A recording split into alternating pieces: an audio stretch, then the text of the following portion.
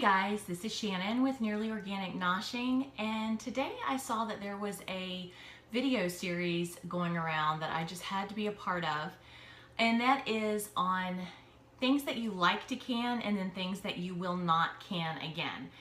And I just thought that that was such a great series because when you look at a cookbook and you look at all the pretty pictures and you look at other people canning things on YouTube or on Pinterest, and it looks so awesome, but you never actually hear any feedback after it's done. I know that there's many things that I have watched other YouTubers or seen a recipe in one of my recipe books or something like that, and then I make it and I go, this is awful. This is horrible. What am I gonna do with this? I made like 20 quarts of it. It's awful. So when I saw this series, I thought, you know, what a great series to be a part of, and what a wonderful series to put out there for other canners to give their honest opinions of what works and what does not. And I know that some people, what works for them may not work for someone else, but at least it gives you an idea or a basis of what does work, what doesn't. Does it mushy? Is it, you know, is it hard? Is it dried out? Does it not taste good? What are the issues that you've had and why or why not you would do it again? So I just thought I would jump on board with this because I thought it was just a really good series to be a part of. So I have a few of my canned goods here, and I'll go over the ones I like the most first, and then I'll go to the ones that I know that my family really does not like and we will not be canning again. And to start off with, I will say anything apple-based, we will continue to can. I absolutely love apples. The family loves apples. My applesauce is one of my most requested gifts. I'll actually be doing more gifts with it this winter for Christmas, and I'll link a video on one of my apple gifts and how I make it up in the corner. So this is apple pie filling. You don't have to use it just for apple pies. The other night I took this and I took some golden raisins and cranberries and just put them in here with the juice that is, you know, the filling juice that's already in here so that they plumped up a little bit, warmed them up, and served them with pork chops. So they were kind of like almost like a fried or a baked apple with cranberries and raisins and pork chops, and it was so good. So apple pie filling is not just for pies. So many things you can do with it. Dump cakes, you know, so that is a staple. That is something we will continue to do. And there's not one specific apple I love. I'm not a big fan of things like Golden Delicious and Red Delicious just because they're super grainy, but if you have to, you can turn those into applesauce. Which brings me to my next thing is applesauce. Okay, slight distraction. Applesauce. So, okay, applesauce. So this is my no sugar added applesauce. I have no seasonings, no cinnamon, no spices, no sugar, nothing. This is just pure applesauce, and I do a variety of different applesauces. So this is just the no sugar variety, and it always turns out perfect, but you need apples that have a bit more sweetness to them, like a Honeycrisp or a Gala or something like that. This is my apple pie applesauce, and it has all the seasonings plus probably a few more that you would put into an apple pie. Almost like mulled cider type seasonings added in here, and it gives it a wonderful flavor. And then I also do just a regular cinnamon applesauce, but I don't think I have any more right now. I'm getting ready to do some more applesauces because Christmas is right around the corner, and I have about 3 bushels of apples sitting in my fridge right now waiting for me to can them. I also do apple jelly and apple butter. I saw a recipe for using your apple scraps to make apple juice, which that is on my to-do list. I'm really excited about trying that. But anything to do with apples, yes, we will continue to can. You just really can't go wrong. Even if you mess up your applesauce a little bit and it's too thin or something, which I've never had that happen, but I've seen some people's that look a little bit runny or the seasoning's not quite right. when you dump it out, you can just add to it, you can flavor it, you can do whatever you want. You can substitute it in baking dishes. So applesauce, apple items, apple jelly, apple butter, those are go-to. Tomato. These are just almost like whole crushed tomatoes. I love to cook or can outside over an open fire with tomatoes because tomatoes are so forgiving. It doesn't matter if you leave them in 5 minutes or 10 minutes too long. You're doing them in a water bath canner and you really just can't mess them up. As long as you seal them properly, your tomatoes are going to be fine. If they cook too long, no big deal. So these are just like a whole crushed tomatoes.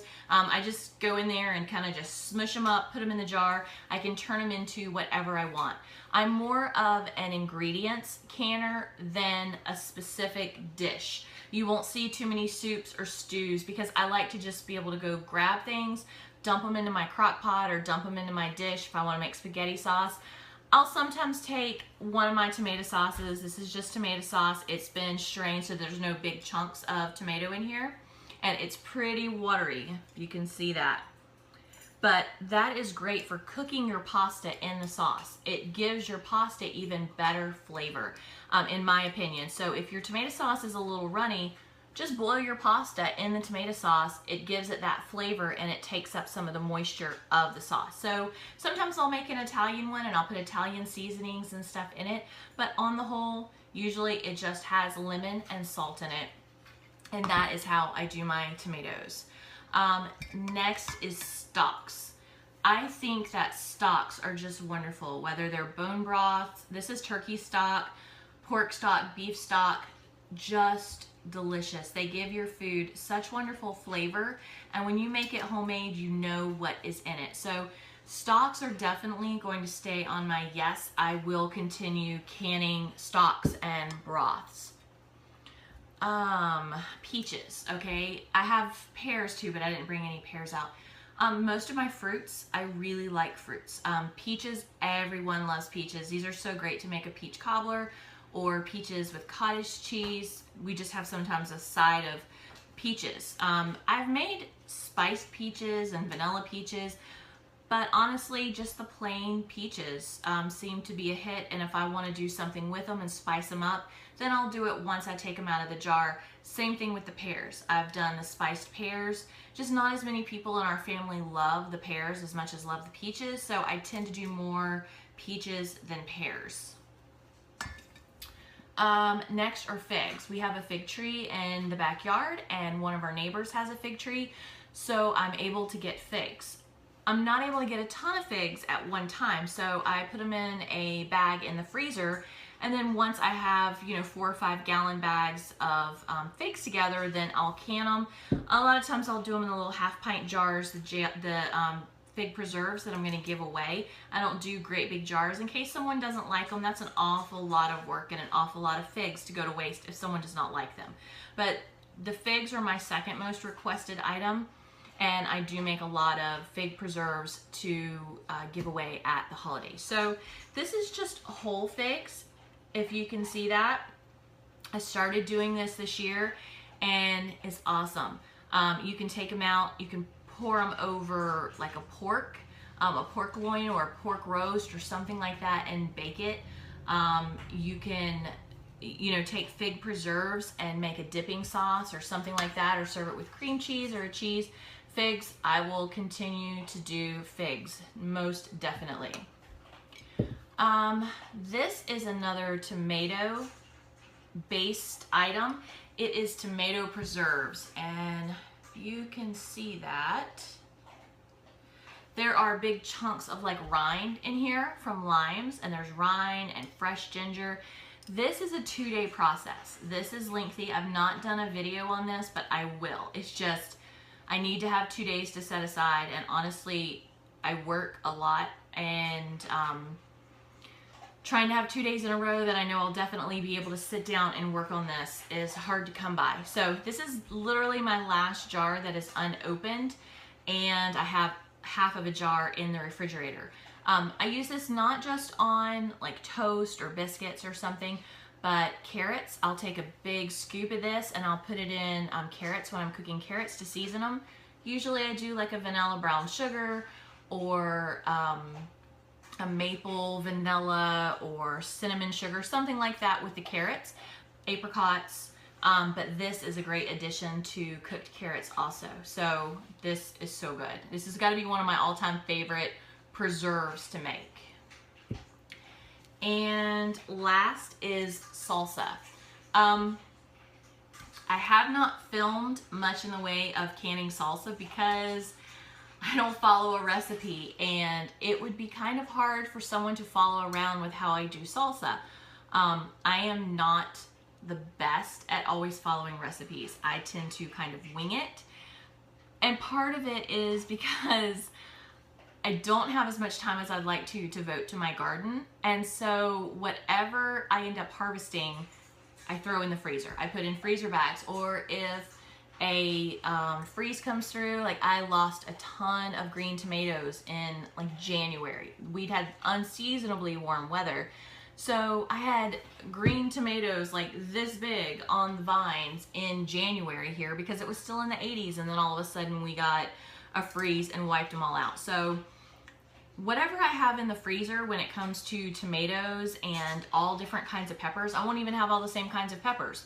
I'll take them out, I'll see what I have, I start mixing them together, I start throwing spices in, and Chris is my taste tester, or if my mom is here, she's my taste tester, and I'll take them little spoonfuls and say, hey, taste this, tell me what it needs.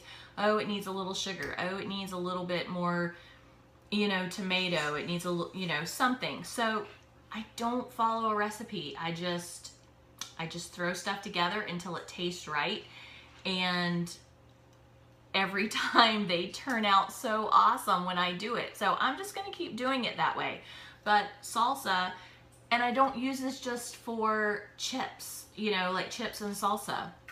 I'll put this over chicken, or put it in the crock pot with some chicken and let it cook down, and add a, you know, like a cup of this and then one of these, and dump it all in there and let it cook.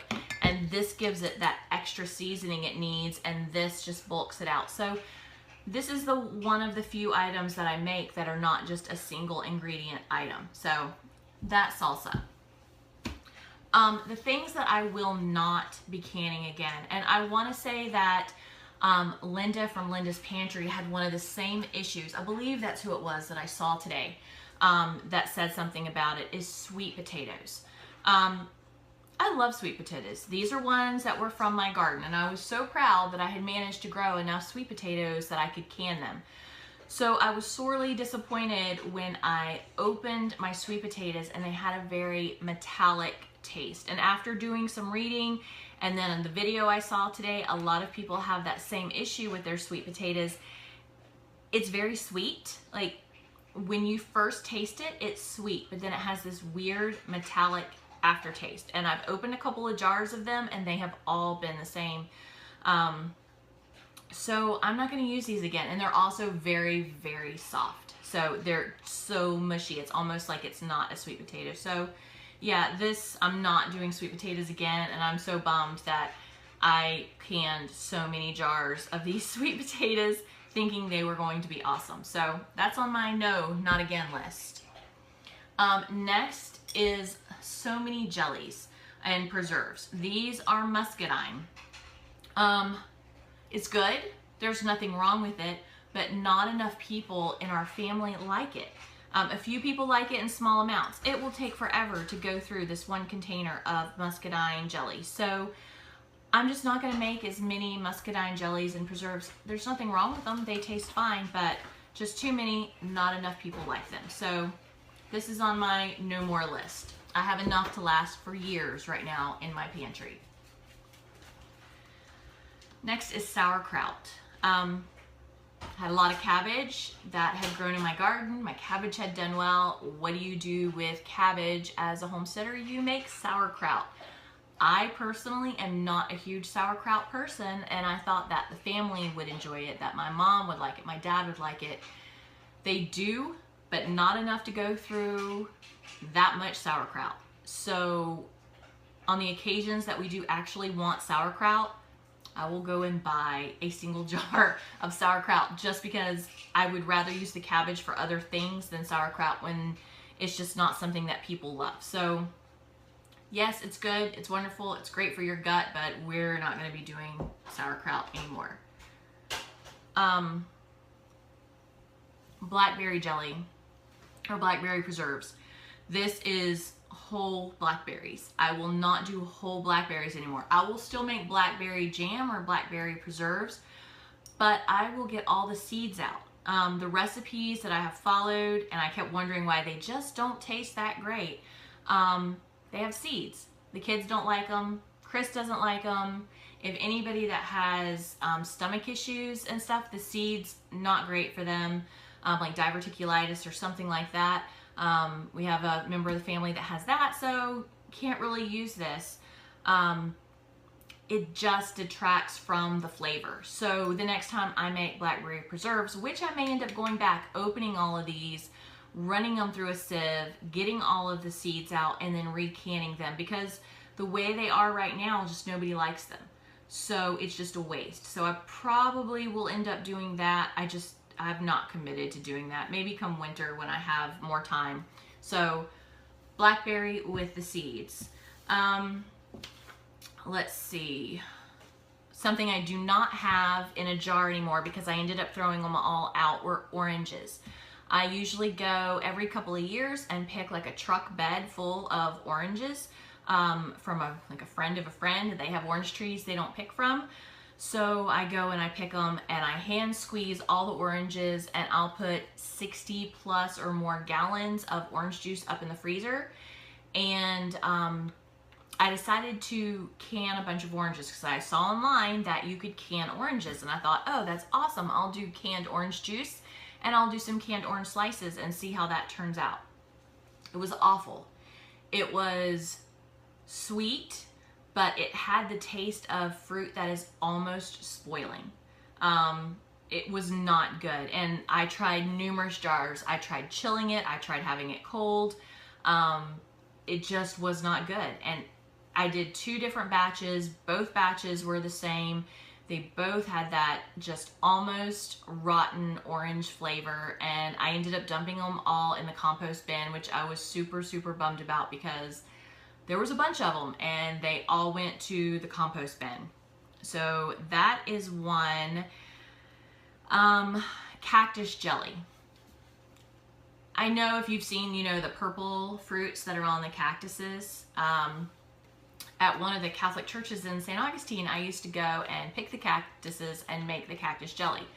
It's gorgeous. It's this beautiful red color in the jar, but it is a very distinct flavor to the jelly. And if you don't love that flavor, you're not gonna like the jellies and the preserves. And there were just not enough people in our family that liked the cactus jelly to warrant me making more cactus jelly, because I didn't even love it. I mean, it was okay in like minuscule amounts, but it's a pretty strong flavor. And if you love it, great. You can get it for free. It grows everywhere. You can go and pick it, burn all the spines off of it and peel it and cook it and all that.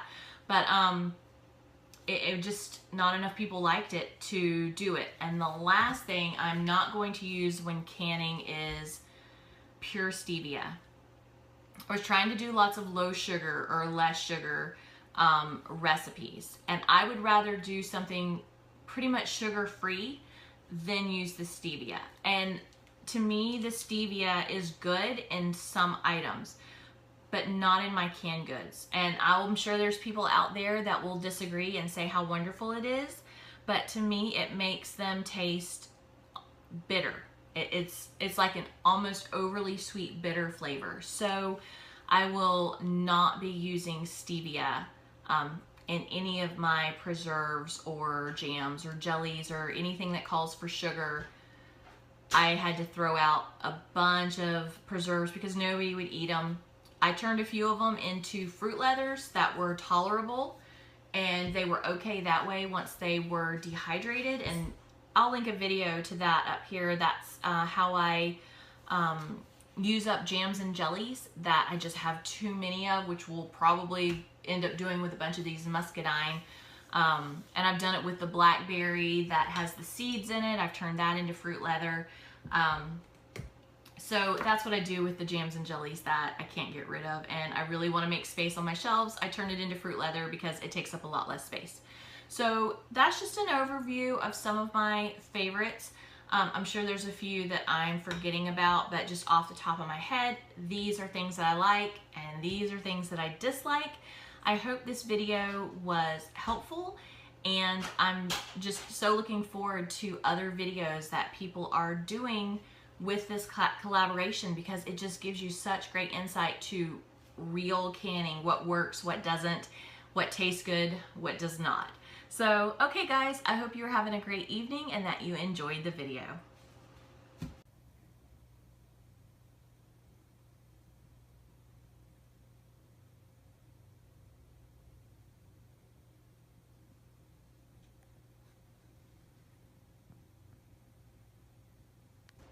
You can come in. Are you there? What? Sorry, I was redoing my video because it was just so bad. I thought you were getting ready to walk in. Applesauce. So, I'm just gonna have to start over. Sorry, I didn't mean to mess you up. That's okay. Yeah, I wanted to. I think so. Well, you gonna make it tomorrow morning, Jaden?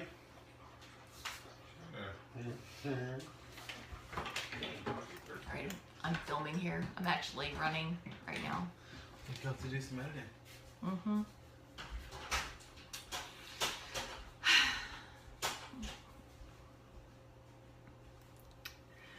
Okay. Applesauce. So this